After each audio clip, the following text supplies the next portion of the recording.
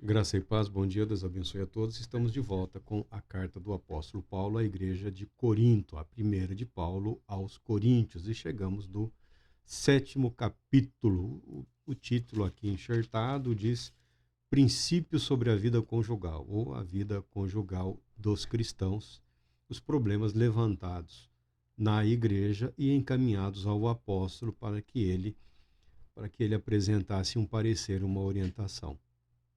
É visível que essa igreja tinha problemas seríssimos, problemas graves, problemas cotidianos. A questão do casamento entra naquela dos problemas cotidianos. Eu, pessoalmente, no que diz respeito a casamento, eu sou da opinião de que não se deve criar problemas ou dificuldades para a vida conjugal de quem quer que seja. Algumas ideias, alguns movimentos acabam na tentativa de ajudar, criando expectativa, que a contratação de profissionais de relacionamento é um negócio delicado. Colocam estranhos falando demais e, às vezes, criando expectativas que na vida conjugal, na vida real, elas normalmente não são atingíveis ou alcançáveis, tá? Ninguém vive um romance é, num casamento de 30 anos, 50 anos. Não tem 50 anos de romance, disso, daquilo. É uma linguagem figurada. Então, as pessoas costumam criar expectativas que, na minha opinião, na maioria das vezes, acabam mais criando rupturas ou aprofundando rachaduras, acelerando o processo de separação ou de desconstrução do relacionamento conjugal do que propriamente ajudando. É diferente de quando as pessoas procuram ajuda. É mais fácil e é mais sensato ajudar aquele que pede. Se a pessoa está pedindo ajuda, ela está disposta a receber ajuda. Você tenta colocar indevidamente a ajuda num ambiente que não solicitou, não está preparado, você pode criar um problema maior. Quando pegamos essa trajetória de apresentação de textos, de doutrinas ou de alguns livros, preferimos sempre seguir o texto como ele se apresenta, porque me obriga a abordar temas que normalmente eu não abordaria. Casamento é um deles, né? Temas que eu normalmente não abordaria. Não é todo mundo que tem a facilidade para falar com alguma sabedoria da vida conjugal, sem criar expectativas, sem fugir do contexto real. Mas há problemas sérios, ou que podem se tornar sérios no que diz respeito à vida conjugal do cristão. Vamos ver aqui como o apóstolo Paulo inicia essa temática, como ele inicia a abordagem sobre esse assunto.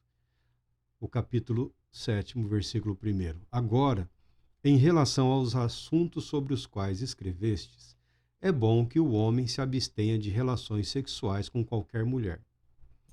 Porém, por causa da imoralidade, cada homem tem a sua esposa e cada mulher seu marido. O marido deve cumprir seus deveres conjugais para com sua esposa, e, da mesma forma, a esposa para com seu marido. Vamos aqui ao início, aos primeiros 3 versículos. Que o Todo-Poderoso nos abençoe nessa breve reflexão. O apóstolo Paulo se apresenta como um entusiasta do celibato, tá? O apóstolo Paulo é um homem celibatário, tá? A vida dele como apóstolo é marcada pela convicção de que o celibato é a melhor opção para a vida do apóstolo de Cristo, do servo de Cristo. E ele defende isso de uma maneira assim impressionante. Impressionante. Valendo lembrar que outros apóstolos eram casados. Pedro, por exemplo, era casado, né? A Bíblia fala da sogra e o próprio apóstolo Paulo fala que Pedro e alguns outros apóstolos, na sua vida missionária, mantiveram a companhia das suas esposas, né? De bobas elas não tinham nada. Não adianta o sujeito chegar lá, eu sou apóstolo de Cristo, Deus revelou a sua graça em mim, eu tenho um ministério, uma vocação, um chamado, vou sair mundo afora para proclamar a salvação a todos os homens. E as mulheres, sabiamente, e eu vou junto. E as mulheres tô junto contigo, maridão. Não pensa que você vai nessa jornada aí desamparado, saindo aí a descoberto. A sexualidade, no que diz respeito a esse período, ou ao período da história humana, em especial aqui no Oriente, ela não está marcada pelos falsos pudores que foram é, levantados no Ocidente durante um período medieval em que o sexo foi relacionado ao pecado. Sexo era pecado, sexo era só para procriação. Nem no casamento, era sexo só para procriação. Isso, ideia criada por homens que haviam adotado o celibato e ficavam se intrometendo na vida dos outros, criando limitação, constrangimento e criando espaço para que as mulheres tivessem uma vida desgraçadamente infeliz no casamento, tá? Enquanto, via de regra, aqueles que estavam acima da imposição moral, ética da religiosidade, ou seja, os nobres, os reis, o alto clero, quem tinha dinheiro, quem tinha poder, vivia como bem entendia. Criou o excesso de pudor, entre aspas, né, hipocrisia. Criou uma ruptura, criou um cinismo, uma hipocrisia no tocante à sexualidade. Durante toda a história da humanidade, não existiu adolescência, não existia esse indivíduo. Ele seria tido como alguém abobalhado, infantilizado. Tá? A adolescência é um fenômeno recente na história da humanidade. Adolescência no sentido de que o indivíduo tenha o suposto direito de passar 5, 10, 15, até 20 anos da sua vida numa transição que nunca transita para lugar nenhum. Tanto que hoje em dia tem o povo aí que está em trânsito. Está em trânsito para onde, meu filho? Ele também não sabe, porque não vai para lugar nenhum. Né? A coisa nunca acontece, está em trânsito. A adolescência era um fenômeno de transição que, na maioria dos povos e culturas, levava em média aí de 1 a 3 anos, que é o saudável. Então, o indivíduo lá, seus 16, 17 anos de idade, já tinha convicção em relação ao que seria a sua vida, o seu futuro, a sua realidade. Da mesma maneira, a jovem, a mulher. A maturidade sexual, via de regra, conduzia a um casamento nessa faixa etária aí. Né? Um noivado aos 15, mais ou menos, né? 14 para 15 anos, um ciclo. Então, 16 anos de idade, 17 anos, estavam se casando. Uma mulher que se casasse, ou um homem aos 20, já era considerado que estava passando dos limites da época. Ou seja, as tensões sexuais na vida do jovem, devido ao fenômeno econômico, social da época, não eram tão intensas quanto hoje, em que o indivíduo amadurece sexualmente, falando, também, em parte, ele está num processo de maturação mental, mas ele não é viável economicamente. A sociedade moderna criou uma distância pouco saudável para o jovem. Atinge-se os 16, 17 anos de idade, vamos falar 18, idade essa em que na maioria da história da civilização humana, nessa idade a pessoa já sabia o que seria a vida dela. E casar-se, constituir família já era perfeitamente normal. Hoje, mesmo que a pessoa saiba, mesmo que o jovem tenha consciência do que ele pretende ou do que ele realizará na sua vida, via de regra, ele não é economicamente viável nessa faixa etária, salvo alguns que têm um apoio maior das suas famílias, mas via de regra o jovem não é viável. Então você cria essa disparidade aí, esse prolongamento da adolescência que acaba criando certas confusões. Lembrando que hoje tem pessoas que estendem a adolescência até por volta dos 30 anos de idade, de propósito, né? Escolhe viver como se fosse um adolescente até lá pelos 30 anos, aí, papai, né? Papai, eu quero ter uma profissão, acha que está na hora, aos 30. Estamos falando aqui de quem tem condições, de quem tem recursos. Aí papai vai lá, paga lá os cursos, isso, a faculdade, aí o sujeito segue a vida dele. Então, esse distanciamento da viabilidade econômica ou financeira do indivíduo não acompanha o seu amadurecimento sexual. Via de regra, que a sociedade atual ela tende a criar essa tensão, essa compulsão sexual na vida do jovem, que também é normal na vida do jovem, né, do adolescente, do jovem, e numa determinada faixa etária já deveria estar estabilizado pelo casamento. Mas Paulo é um defensor do celibato. Isso não significa que ele não tenha se casado, nós não sabemos. Isso porque a opção pelo celibato pode ser algo pós-separação. Lembrando que Paulo, judeu de uma formação rabínica, nós sabemos que na época de Paulo, alguns jovens optavam por aguardar a conclusão dos estudos rabínicos, que também se prolongavam, para depois se casarem. Outros se casavam, como eu falei, né? O tempo chegou, as tensões sexuais, casavam e mesmo casados davam prosseguimento aos estudos na medida do possível até terem uma total viabilidade financeira, mas já constitui a família durante o processo. Não é uma tentativa de questionar o que é certo ou o que é errado. Estamos falando do costume da época. De rabino para cristão,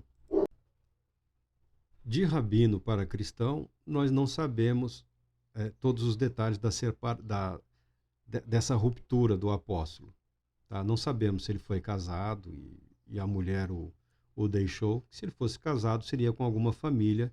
Ele tinha acesso às famílias tradicionais, conservadoras, do judaísmo daquela época lá. Mas a Bíblia silencia, e o próprio apóstolo Paulo não fala muito da própria vida, a não ser o que diz respeito à salvação em Cristo Jesus e o seu ministério. Nós sabemos de um sobrinho, né, do filho de uma irmã. Nós sabemos por um relato do período em que ele esteve preso. Ele poderia ser solteiro, ele poderia ser separado ou poderia ser viúvo. Nós não sabemos. O que nós sabemos é que após a conversão, o apóstolo Paulo tornou-se, devido ao ministério apostólico, um defensor do celibato, tá? E ele apresentava isso com muita força. Essa opção foi a opção de muitos através da história. Nem sempre foi uma imposição, principalmente por conta da situação da época, né? Da perseguição, das dificuldades e da plena consciência que o apóstolo possuía de que a sua vida teria um fim trágico, tá? Então ele optava pelo celibato. E ele achava interessante que essa fosse a decisão das demais pessoas, tal a convicção dele da vocação apostólica. Eu me dou o direito de discordar do apóstolo Paulo, tá? Porque alguns pontos é Paulo que está, é um homem inspirado, é um homem completamente comprometido com a verdade, mas eu não considero o celibato uma condição em nada superior. A Bíblia não declara o celibato uma condição superior, de uma espiritualidade superior. É uma renúncia opcional a um direito natural do indivíduo, que é a vida conjugal, a vida sexual, a vida em família. Se a pessoa assim decide renunciar, que arque com as consequências do seu ato. Tanto que ele chama a atenção para que cada um permaneça na sua vocação. Ele tenta aqui corrigir os problemas. E no que diz respeito aos problemas, há uma identificação aqui. Ele fala, por conta da imoralidade, ou seja, o ambiente da época era um ambiente de permissividade sexual. Um ambiente em que havia manifestações religiosas que valiam da prostituição feminina e masculina como parte dos seus rituais, tá? Isso historicamente, milenarmente. Havia toda uma questão envolvendo espiritualidade e sexualidade, depravação moral e imoralidade religiosa. Coisa essa que o apóstolo estava tentando evitar. Porém, ele fala, já que não vivemos em condições ideais, o mundo não é o mundo ideal. A igreja não é a igreja ideal, tá? A fé não alcançou uma maturidade a ponto de. Convém que o homem tenha a sua esposa e a mulher o seu marido. Ele está pensando nos dois aqui. A mulher não existe como um ser voltado exclusivamente para a satisfação do homem, tá? Não é uma obrigação que recai sobre a mulher. O homem não tem um interesse sexual maior ou mais intenso do que a mulher. Deus não faria isso. Um querendo muito e o outro querendo nada. Algumas coisas, alguns comportamentos diz respeito a convicções sociais que nós chamamos de pudor. O pudor exige que a mulher se controle. O pudor permite que, uma questão de moralidade social, que o homem se comporte de maneira diferenciada, tá? Como se uma fosse a caça e outro o caçador. Não é bem assim. Não é bem assim a constituição psicológica, fisiológica do ser humano. Ambos, tanto o homem quanto a mulher, têm o mesmo nível de interesse por sexo, tá? Ambos. O que diferencia é a formação. É a formação, o constrangimento por um lado, ou o deixar à vontade de outro lado. O correto é que ambos tenham convicção, consciência da sua realidade psíquica, fisiológica, orgânica e saibam controlar ou manter-se nos seus limites. Então, o apóstolo Paulo, ele apresenta aqui o casamento não como algo que foge da regra. Ele quase que apresenta como uma concessão devido à imoralidade que se sobrepunha na sociedade da época. Ou seja, ele chega a interpretar que para os interesses da igreja ou do cristão como servo de Cristo, disposto a uma vida consagrada a Cristo, ele entende que o celibato é a melhor opção. É claro que o apóstolo Pedro discordava e os outros apóstolos que eram casados também discordavam. As esposas desses outros apóstolos também discordavam do apóstolo Paulo, tá? Não é uma unanimidade. Não pense você que o apóstolo Paulo foi uma unanimidade em tudo. No que diz respeito ao Evangelho da Graça aos gentios, ele é um dos expoentes. Para nós ficou registrado mais dos ensinos do apóstolo, porque ele mais se dedicou à capacitação, à formação da igreja gentílica. Não que a comunidade apostólica tivesse um parecer unânime no que diz respeito aos detalhes da decisão do apóstolo. Lembrando que ele também é judeu e nós temos Moisés que valoriza muito o casamento, a procriação, porque a eleição, a vocação de Israel, ou seja, desde Abraão, a promessa de uma grande nação precisa de pessoas, de indivíduos, e pessoas vêm ao mundo pela procriação. Israel não é uma comunidade que se forma necessariamente pela fé. A fé forma a comunidade progride, cresce pela família, pelo ambiente familiar, pela procriação, por sexo. O sexo tem uma importância muito grande na história da humanidade e na história da fé também. E trata o apóstolo Paulo aqui dos limites. O que eu estou falando, o apóstolo Paulo escreve aqui. A esposa não tem autoridade sobre o seu próprio corpo, mas sim o marido. Da mesma maneira, o marido não tem autoridade sobre o seu próprio corpo, mas sim a esposa. Está aí a questão que fica complicado você falar de casamento, por uma questão cultural. Marcos, você está falando de uma região do Oriente em que às vezes o homem tinha várias mulheres. Sim. E todas elas com uma série de direitos reconhecidos pela sociedade. Se o sujeito, vai ter lugar que pode ter 4 esposas. E nenhuma deve receber menos do que as outras. Tá? Então o sujeito está lascado. Né? O sujeito está... Ou ele tem uma saúde aí de sanção, ou ele corre o risco de ter sérias complicações. Aí entra o pudor.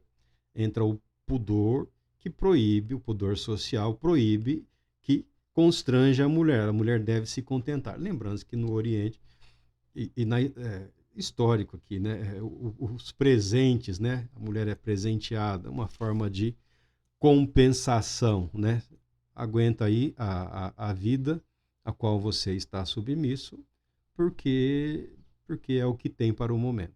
Mas o apóstolo Paulo, no que diz respeito ao cristianismo, ele diz que o homem e a mulher têm igual direito ao prazer sexual. Um não existe para satisfazer a si mesmo através do outro. Um passa a existir para satisfazer o outro. O prazer sexual deve ser mútuo no casamento. Um e outro, tá? E espera aqui o apóstolo Paulo que o casamento seja um regime consciente, um regime de liberdade entre o homem e a mulher, a ponto da mulher poder chegar e falar: e aí, maridão, como é que é? Como é que tá a situação? Está com algum probleminha? Está precisando tomar algum remédio, procurar um médico, porque não está agradando, não está satisfazendo. Na nossa sociedade, na formação que nós temos, agindo dessa forma, pode ser possível que a esposa tenha algum problema, Nós entramos na questão da moral social. A mulher é educada ou espera-se que a mulher se submeta a uma vida de satisfação exclusivamente como mãe, né? A mulher é para ser mãe, a mulher é para ser mãe.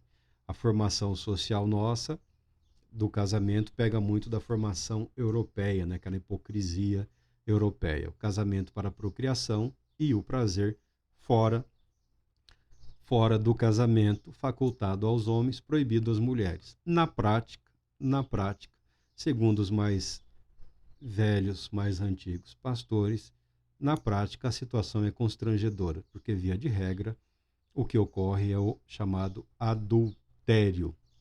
Não queremos entrar nessa questão aqui.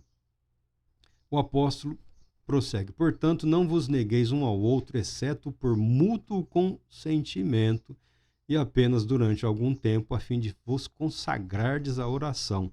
Logo em seguida, uni-vos novamente, para que Satanás não vos tente por causa da vossa falta de controle. Entretanto, prego isso como concessão e não como mandamento. É o que eu estou falando. O apóstolo Paulo, ele adota para ele porque ele entende que é o melhor. Eu não consigo concordar com isso, tá? Eu tenho dificuldades, porque o casamento é a instituição, o casamento é o modo de viver em que se refina a personalidade, o caráter, né? Nada contra a vida de solteiro, mas somente aquele que tem a vida de casado entende o que significa a questão de se autolimitar em determinados momentos, do refinamento, a sintonia fina do relacionamento com as pessoas. Um colega, uma vez no serviço, conversando, trabalhando, as pessoas falaram: mas o fulano, não, ele tem esse jeito. Aí eu falei: filho, ele é solteiro, né? O cara é solteiro, ele não casou, optou por não casar. Ele não tem sintonia fina, né? Não tem essa sintonia fina, esse detalhezinho. Não estou dizendo que o estado de casado é superior ao estado de solteiro ou do celibato. Eu estou dizendo que não vejo superioridade nenhuma no celibato. Não vejo superioridade, tá? Porquanto gostaria que todos os homens estivessem na mesma condição em que eu vivo. Contudo, cada ser humano tem seu próprio dom da parte de Deus, um de determinado modo, outro de forma diferente. O apóstolo Paulo aqui coloca que o celibato é um dom. Falar que a pessoa que vive em celibato não tem o impulso sexual, isso só se essa pessoa tiver algum problema fisiológico, orgânico ou neurológico. Tem. O que o apóstolo Paulo fala é que essa pessoa recebeu da parte de Deus a capacidade de controlar-se, de autodominar-se, tá? De estabelecer um propósito, um plano de vida,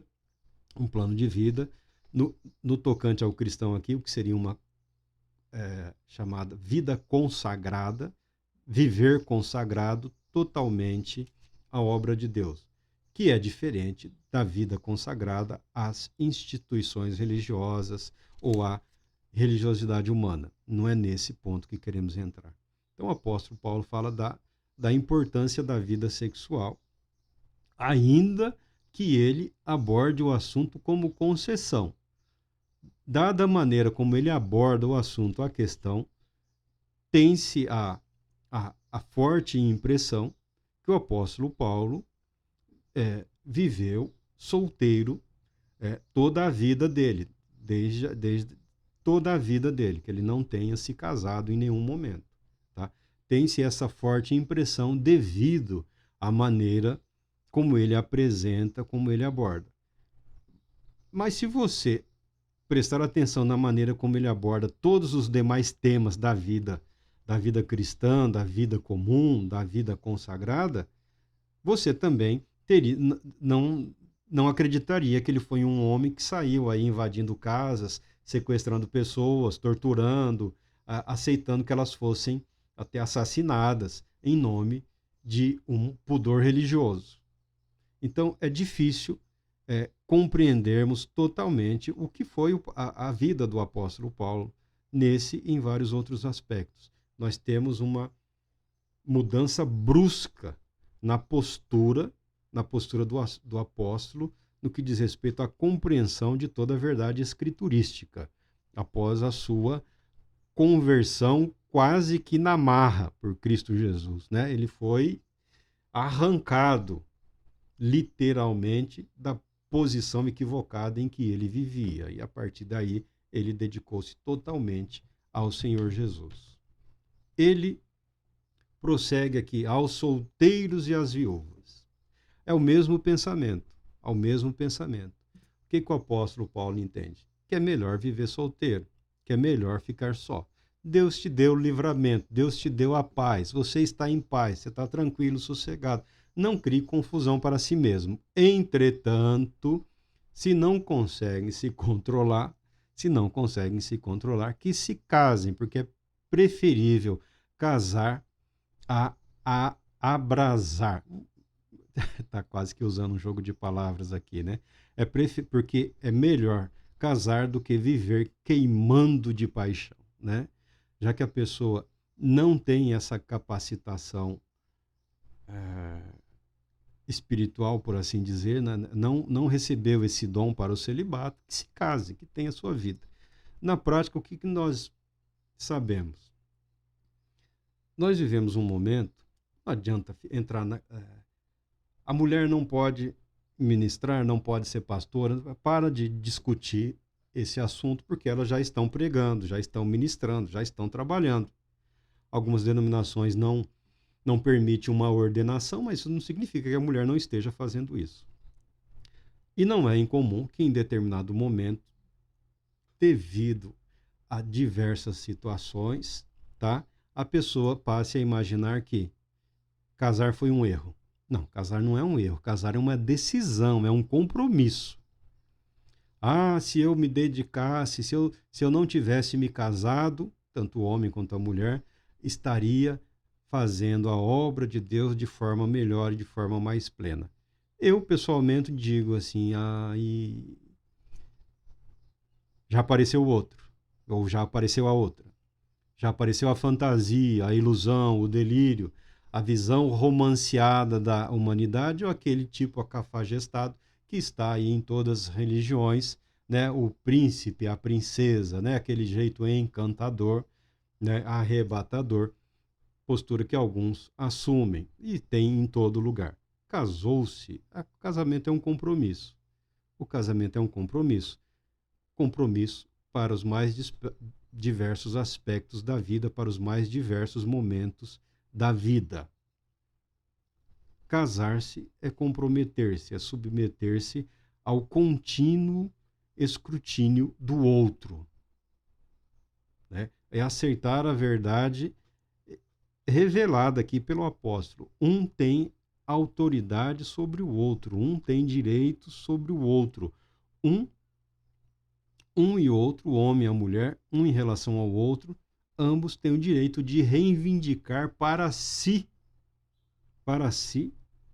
o direito de prazer sexual, de satisfação sexual. É a expectativa em relação ao casamento. O apóstolo diz que esse esfriar da vida sexual deveria ser por mútuo consentimento exclusivamente para dedicação à oração. Alguma catástrofe que exige que o casal se dedique mais plenamente, mais intensamente à oração por um curto período e depois a vida sexual deve seguir a sua rotina, a sua regularidade, ou seja, sempre o que o apóstolo Paulo está apresentando aqui é, manter o ritmo, não pode desanimar, não pode relaxar. O casal tem essa obrigação um para com o outro. No casamento é comum, por isso que eu falo que é delicado você entrar na questão do casamento. No casamento é comum um responsabilizar o outro pelas dificuldades, pelas situações nas quais o casal acaba envolvido. Por quê? Estão casados. Não adianta mais você continuar raciocinando eu e ou ela, invertendo, ou ela ou ele. No que diz respeito à vida de casado, são os dois. Se o barco está afundando, é porque os dois descuidaram, relaxaram, permitiram que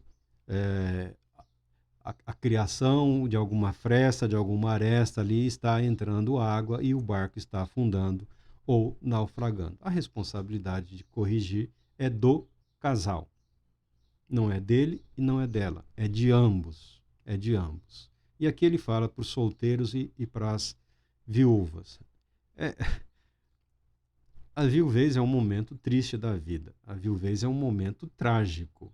Você perdeu a pessoa que te acompanhou durante todo um período da sua vida. Durante todo um período.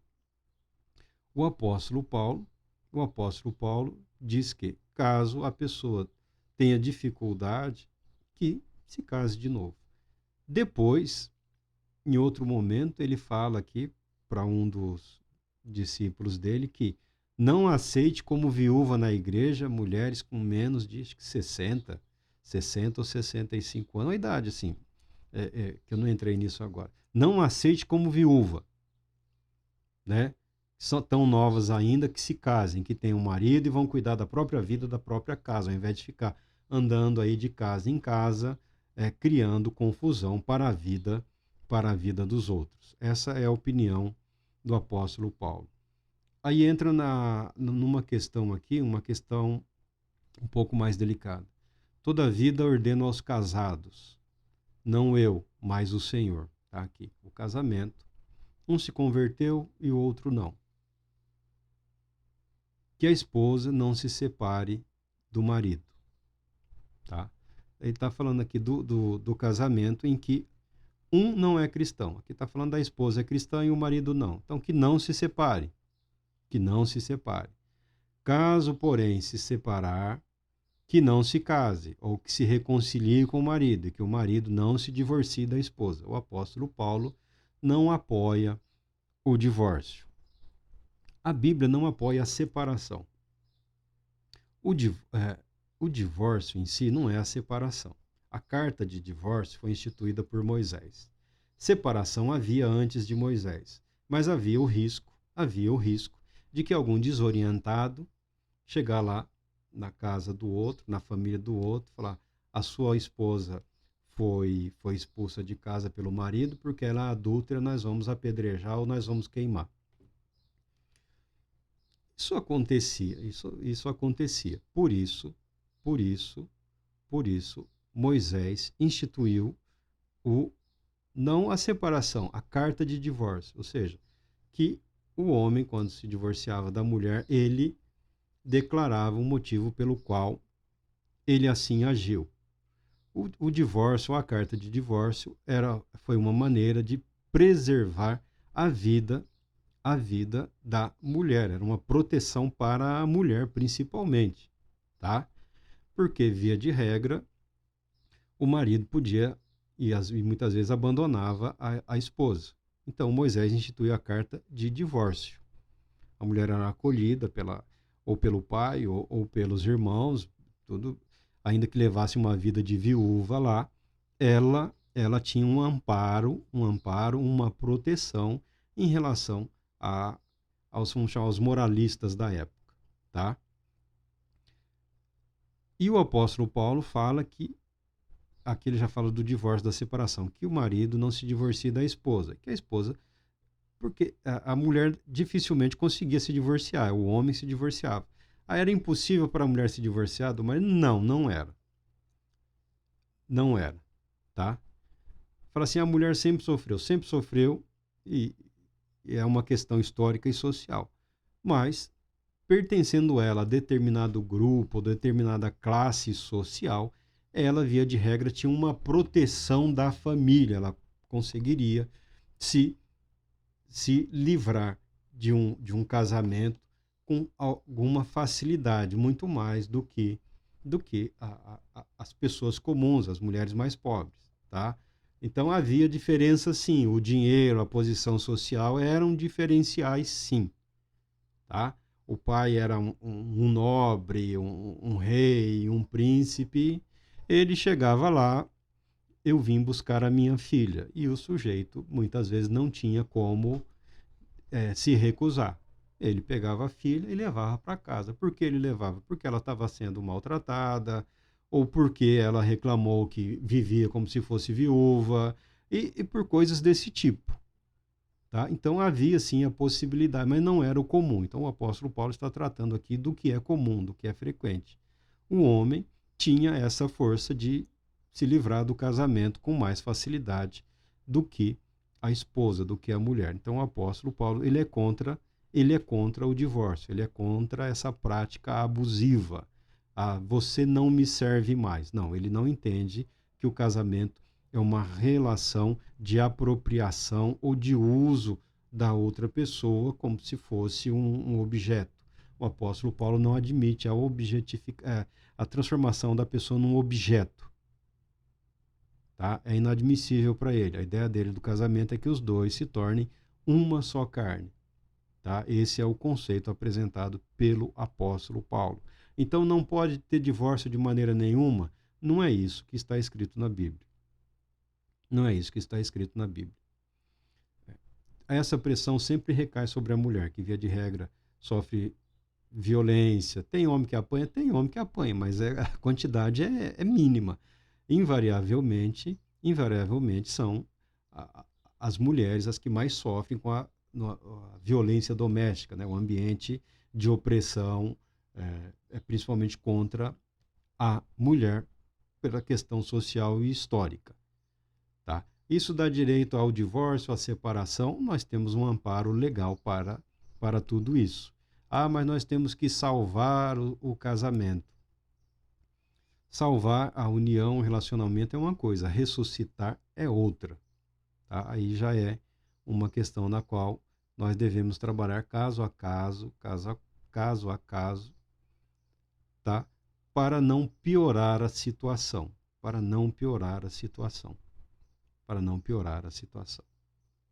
Continua o apóstolo Paulo. A todos os demais, eu particularmente, não o Senhor vos digo. Tá?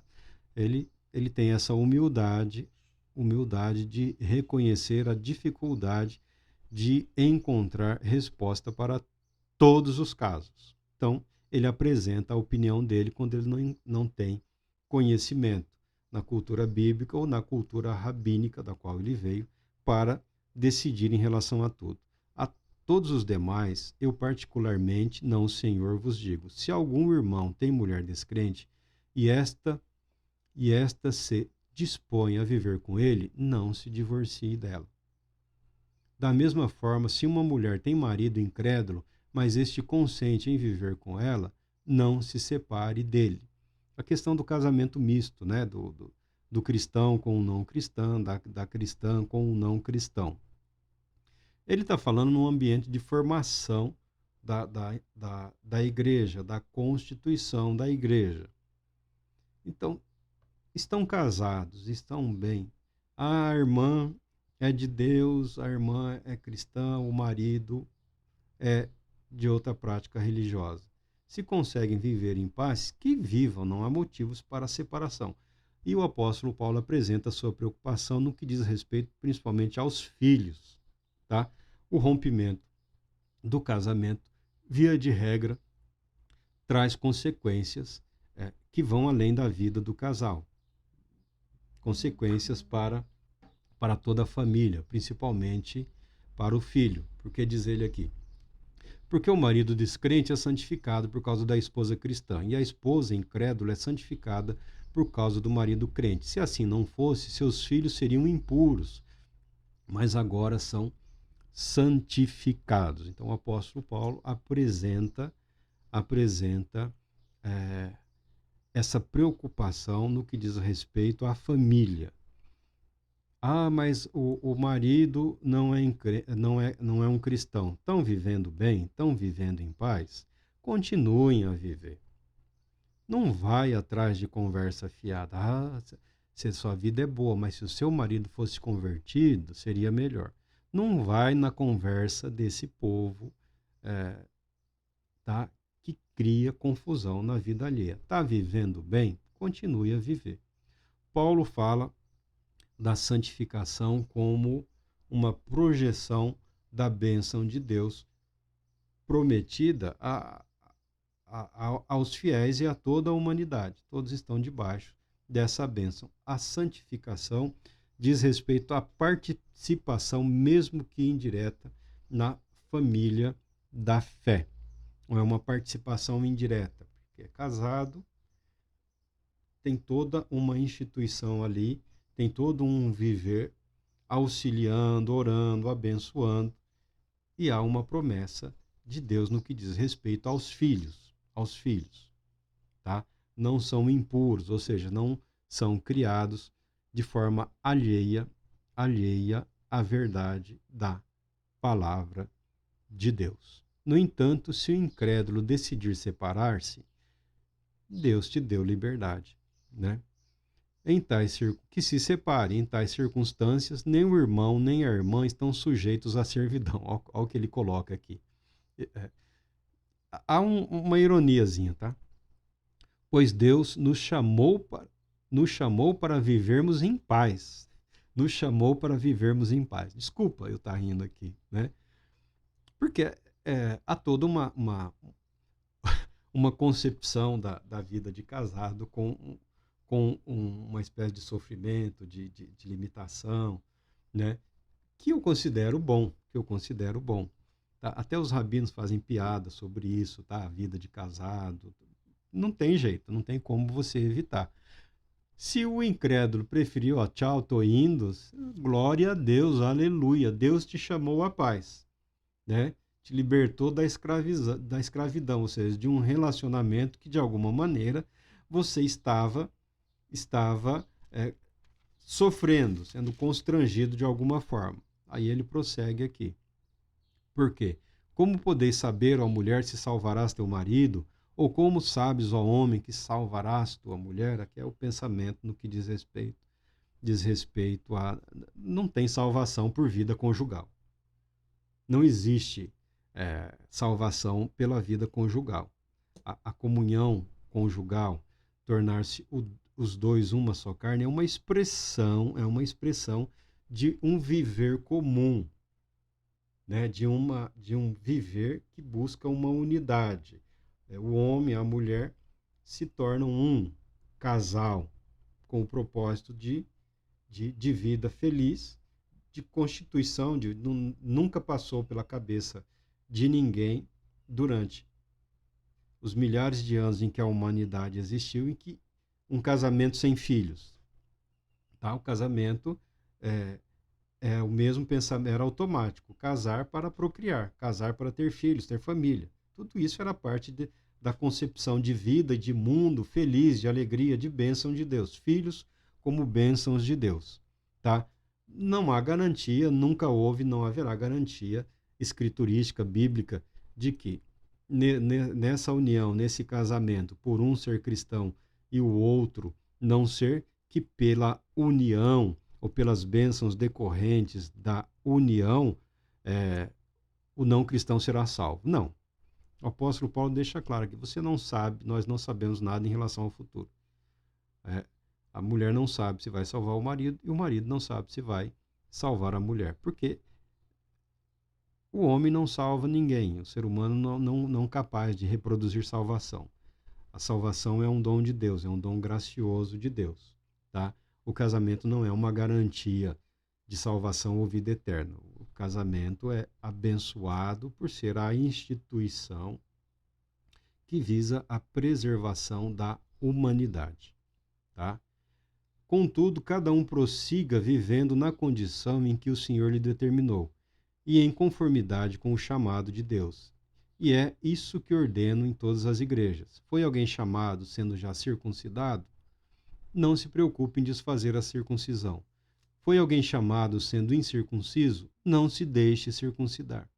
A circuncisão em si mesmo, a circuncisão em si não faz o menor sentido e a circuncisão também não significa nada. O que realmente importa é obedecer aos mandamentos do Senhor. Cada um deve permanecer na condição em que foi chamado por Deus. Foste chamado sendo escravo, não se preocupes com isso. Mas se ainda podes conseguir a tua liberdade, aproveita a oportunidade. Ele faz aqui até um paralelo entre a condição do escravo e do casado aqui, né? Você era casado quando foi chamado por Cristo? Não desfaça o casamento. Você era solteiro? Você não é obrigado a se casar. Você é escravo? Não precisa lutar pela liberdade. Você é livre? Não se deixe escravizar. Tá? Cada um tem a plena consciência do que foi, de como foi chamado por Deus. Você acredita que pode viver solteiro? Então não se sinta obrigado a casar. Não se sinta obrigado a casar. É uma opção. Uma vez decidido, a responsabilidade é totalmente sua. Então, casamento é uma coisa no que diz respeito que ninguém aconselha. Eu estou pensando em casar. Se está pensando, parabéns, se organizou, preparou, case. Seja feliz, Deus te abençoe. O que você acha a respeito? Eu acho que o casamento é uma ótima ideia. Eu estou querendo, problema seu. Você quer casar, você casa. Porque ninguém depois venha bater a porta de outro e falar, eu estou com um problema, eu me casei porque você falou que era bom. Não, não é isso. É uma decisão que a pessoa toma. É uma decisão em relação a como se pretende viver. É uma decisão em relação à vida. Tudo tem consequências. Ou como diz lá o pastor que eu cito, todo prazer tem seu preço. Né? Tudo inclui a questão da responsabilidade, da coerência, do caráter, do compromisso, do comprometimento. A vida de casado não é superior à vida de solteiro. E a vida de solteiro não é superior à de casado no que diz respeito à dedicação à obra de Deus, ao ministério, ao servir a Deus. Tá? E ele prossegue aqui o apóstolo Paulo. Pois aquele que sendo escravo foi chamado pelo Senhor, é liberto e pertence ao Senhor. E da mesma forma, aquele que era livre quando foi chamado, agora é escravo de Cristo. Fostes comprados pelo mais elevado preço. Não vos torneis escravos de homem. Portanto, irmãos, cada um deve permanecer diante de Deus na condição em que foi chamado ou vocacionado. Depois aqui ele vai falar da necessidade de consagração. Aí ele repete várias vezes esse mesmo ensinamento. Qual é a melhor condição para o homem ou para a mulher que quer servir a Deus? Não existe. Não existe a melhor condição. Ser rico não é melhor. É claro que ser rico é infinitamente melhor do que ser pobre. Mas ser rico não significa absolutamente nada diante de Deus, que concede livremente dons e talentos a todo aquele que quer servi-lo. Ser casado não é em nada superior a ser solteiro, como ser solteiro ou ser pobre não é inferior ao ser casado ou ao ser rico. A condição social não pode ser usada como desculpa. A condição social, econômica, intelectual, não há desculpa para servir a Deus. O que o apóstolo recomenda é que a pessoa evite embaraço. Meu irmão, todo mundo falou, não casa. Minha irmã, todo mundo falou, não casa. Aí você teimou. Falou, não, é de Deus. Não, é seu. É uma decisão sua. Casou, embaraçou, tropeçou, se enrolou. Você criou uma situação para a sua vida, que você precisa resolver, que você precisa decidir se vai permanecer casado, porque depois de casado não dá para ser de novo solteiro.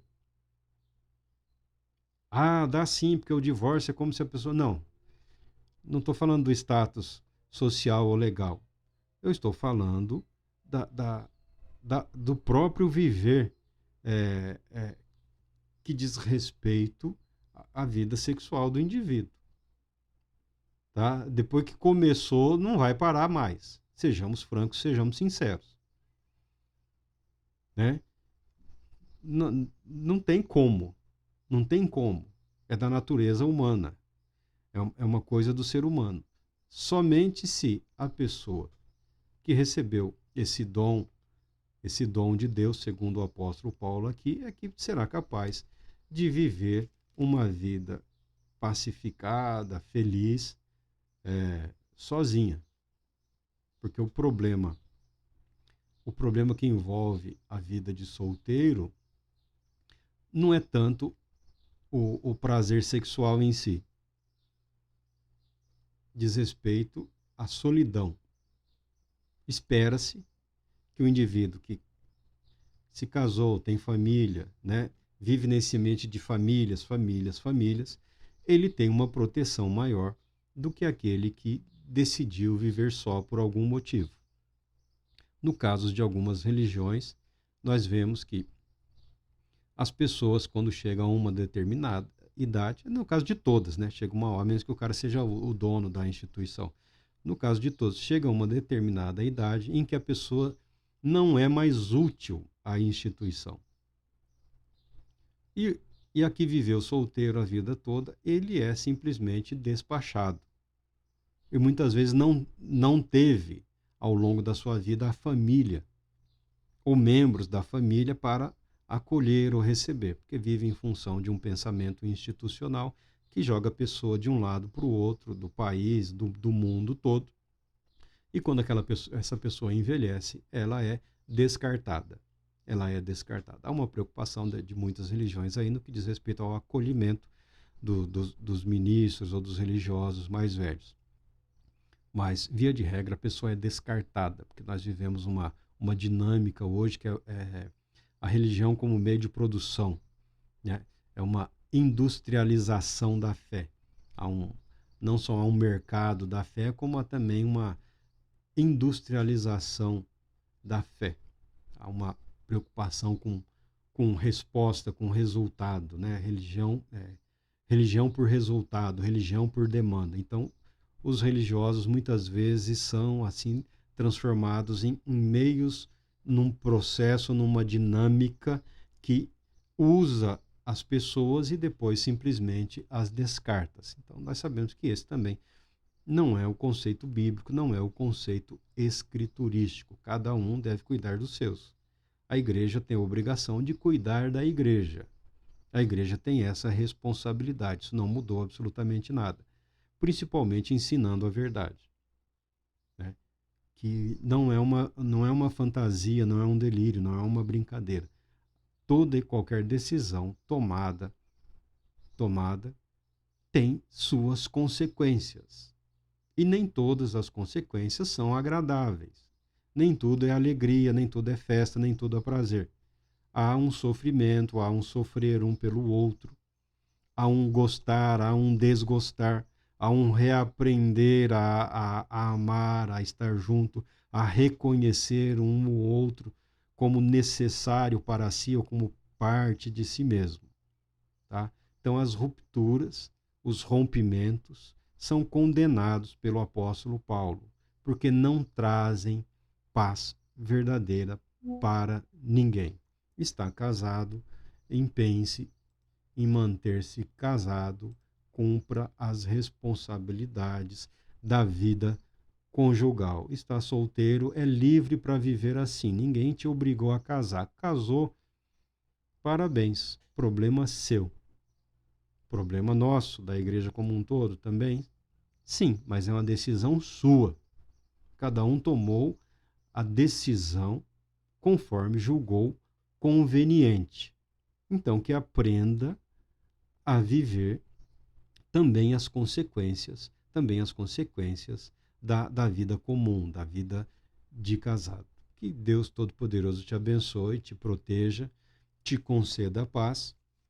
Provavelmente falaremos mais alguma coisa nessa questão aqui do casamento, que entendemos ser delicado, mas me vejo obrigado a falar, porque estou seguindo um plano que não fui eu que estabeleci, como também o apóstolo Paulo não abordou a questão. Ele foi provocado, e uma vez provocado, ele se viu obrigado a dar a opinião dele. O que nós vemos hoje é que esse pensamento, essa cultura de eterna juventude, de meninice, né, de birra, de pirraça, de infantilidade, criam muitas dificuldades para a vida conjugal. O casamento não é para crianças. Uma coisa é casar jovem, uma coisa é casar-se com uma mentalidade infantilizada, ou seja, despreparada para as responsabilidades da vida conjugal. Deus Todo-Poderoso te abençoe e te conceda paz.